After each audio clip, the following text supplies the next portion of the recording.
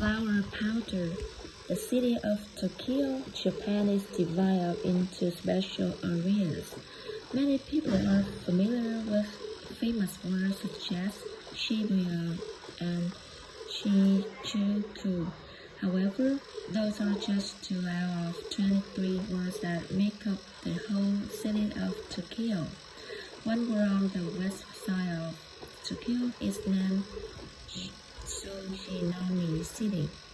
Visitors to Japan probably would not put Suginami very high on their list of places to see.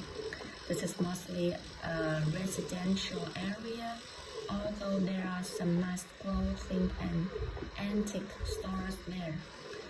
Suginami boasts more than 300 city parks, in addition to 3 metropolitan parks, and even the name of the city comes from the Japanese words to cedar tree. Certainly, the city is a pleasant place to live for its 500,000 residents. However, in 2002, Suginami City had a big problem. Thieves were breaking into houses all over the city and stealing things. In fact, in that year alone, more than 1,700 houses were broken into across Suginami. That is a huge number of break-ins for a city of this size. The police and officials in Suginami knew that something had to be done to curb all of the crime in their area.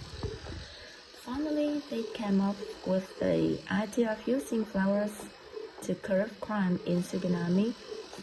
City officials encouraged residents across the city to plant flowers around their houses and along streets, especially in places where thefts frequently occurred. The idea was that if people were outdoors taking care of the flowers, they would be watching people come and go at the same time. This would be less likely to strike in areas where people were outdoors watching this closely. Over the next few years, Operation Flowers seemed to work surprisingly well. Just 2 years after residents of Suginami began planting flowers on streets and in front of their homes, crime in the city dropped 80%.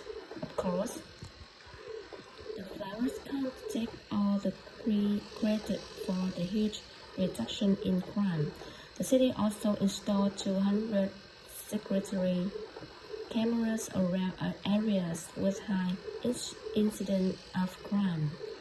In addition, Suginami was able to recruit more than 9,000 volunteers to serve as crime watchers across the city.